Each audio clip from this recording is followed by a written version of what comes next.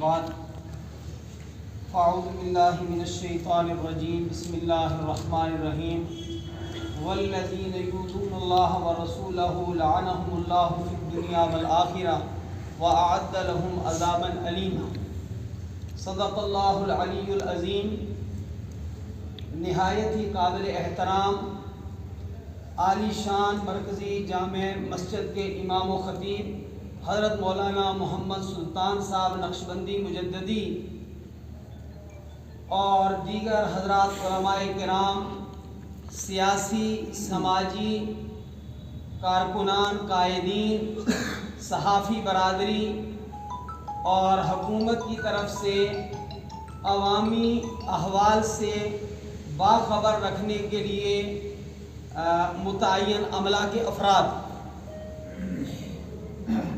اس وقت جس غرض سے ہم یہاں جمع ہوئے ہیں، 2 دن سے جب سے یہ واقعہ ہم نے سنا ہے، اس واقعے کے سننے کے بعد دل یقیناً بے چین ہے، اور میں نے انفرادی سطح پر اس پر اپنا بیان درج کرانے میں میرے احساسات اور جذبات نے مجھے مجبور کیا۔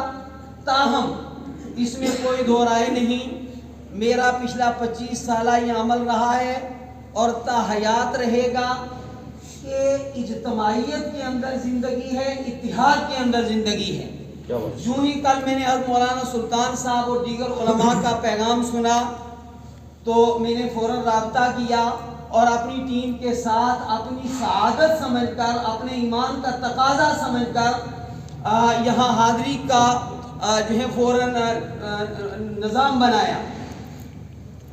میں آپ سے یہ عرض کروں کہ مشورہ ہی دینا ہے اس وقت، باقی باتیں تو بعد میں ہوں گی۔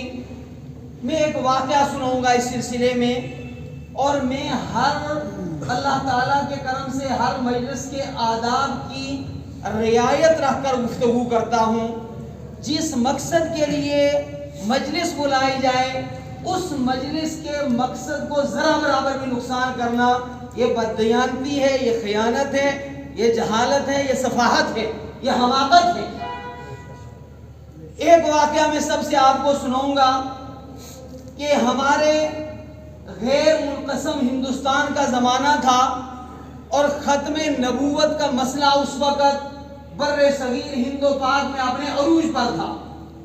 تو ایک بہت بڑے عالم دین ہندوستان کے، جن کا ہماری ریاست سے تعلق تھا، بہاولپور کے اندر ایک مقدمہ چلا کہ ایک نکاح کا معاملہ تھا، مرزئی کا اور مسلمان کا۔ تو ان عالم دین کو خط لکھا کہ آپ آ کر ختم نبوت کے وکالت کے لیے عدالت کے اندر حاضر ہوں۔ تو وہ لکھتے ہیں کہ مجھے بواسیری مرض کا ابتلا تھا اور میں مصروف بھی تھا، لیکن میں نے اپنی سعادت سمجھ کر فوراً میں وہاں جو ہے وہ بہاولپور حاضر ہوا، اور بہاولپور کی عدالت میں یہ مقدمہ پیش ہونا تھا۔ وہاں ان کے بہت بڑی تعداد میں بالواسطہ اور بلا فاصلہ تلامذہ تھے۔ تو فرمایا کہ ان تلامذہ نے ان کے استقبال میں، یہ مقدمہ شروع ہونے سے پہلے ایک استقبالیہ اجلاس منعقد کیا اور صفا سے عقیدت پیش کیا اور ان کو خراج تحسین پیش کیا۔ اور ہوتا ہے، آپ مجالس کا طریقہ جانتے ہیں کہ اس استقبالیہ جو ہے وہ خطاب کے بعد ان کو دعوت دی گئی۔ تو انہوں نے کہا کہ میرے متعلق یہاں بہت کچھ کہا گیا، لیکن سچی بات یہ ہے کہ علماء، مشائخ، امت المسلمین، اگر ہم ختم نبوت کا تحفظ نہ کر سکیں تو پھر ہم سے گلی کا کتا بہتر۔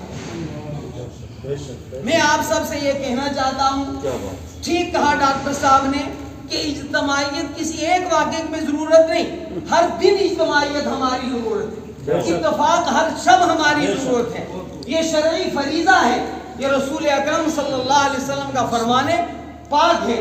تو باقی ساتھیوں کے ساتھ ساتھ میں بھی یہ عرض کروں گا کہ دیکھیے، خدائی خدا کے پاس، خدائی خدا کے پاس ہے، کسی حکومت کے پاس نہیں، کسی صاحب اقتدار کے پاس نہیں، کسی بڑی جماعت کے پاس نہیں۔ اللہ کی الوہیت، اس کی خدائی اسی کے پاس ہے۔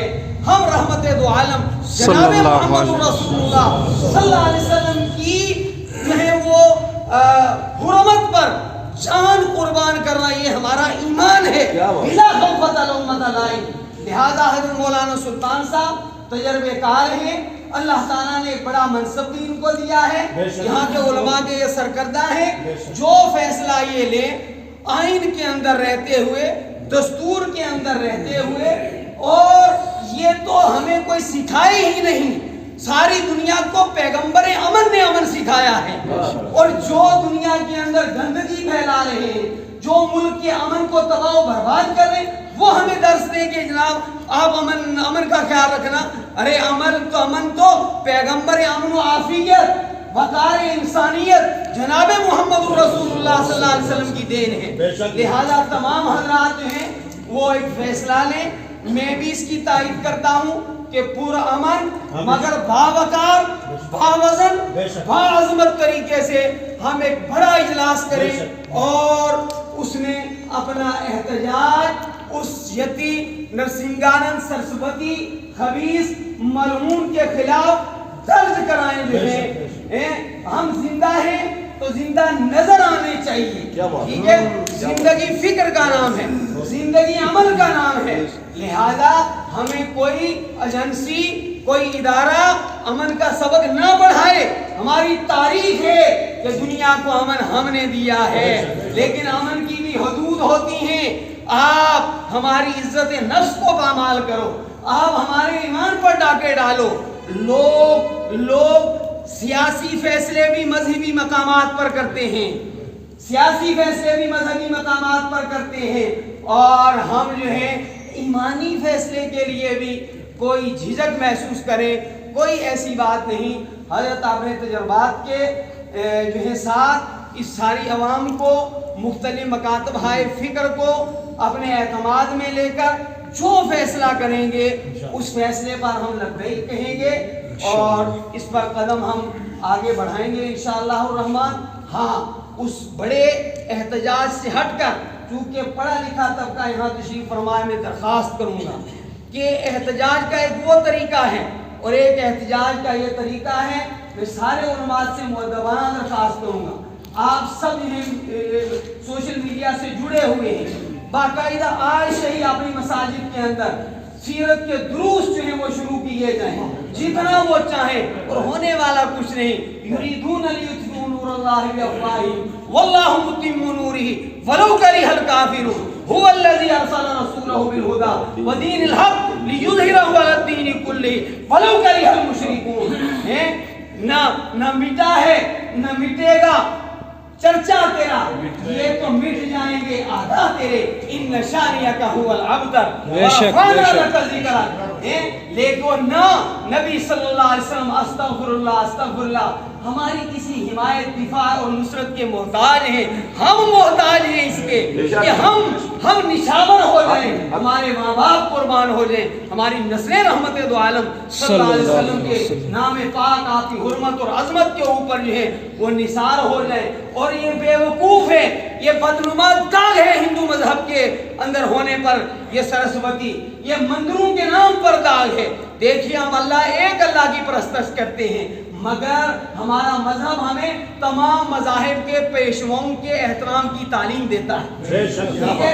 یہ دشمن ہے اس ملک کا، یہ سب سے بڑا دہشت گرد ہے اس ملک کا۔ ہم کہیں گے حکومت وقت سے کہ ایسے دہشت گردوں کو لگام دو، ورنہ دہشت گردوں اور ظالموں سے ہم کبھی سمجھوتا نہیں کر سکتے۔ تمہارا قانون کام نہیں کرے گا، ہماری انسانیت ایسے دریدہ دہن خبیث ملعون اخبث الخبثاء کی جو ہے کو لگام دینا اپنا انسانی فریضہ سمجھے گی۔ اللہ رب العالمین ہم سب کو عمل کی توفیق۔